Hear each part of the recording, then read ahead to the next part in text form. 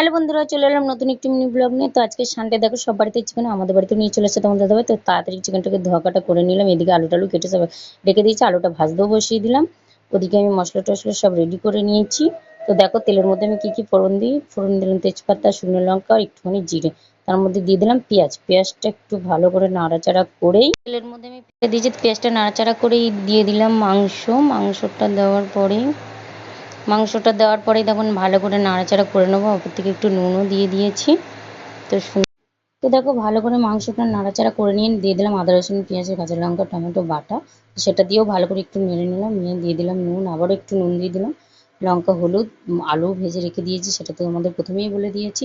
এখানে মশলা টশলা দিয়ে সুন্দর করে মাংসটাকে কষিয়ে একদম লাল লাল করে কষা কষা কষা কষা করে নিয়েছে। তো দেখো মাংস তেল ছেড়ে দিয়েছে। এবার আমি জলও দিয়ে দিলাম।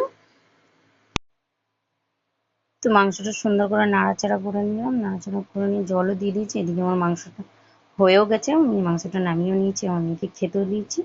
তো আমার দেখো আমার মেয়ে সুন্দর করে খাচ্ছে আর রিভিউ দিচ্ছে। তো আমার ভিডিওটা ভালো লেগে থাকলে অবশ্যই আমার চ্যানেলটা সাবস্ক্রাইব করে আমার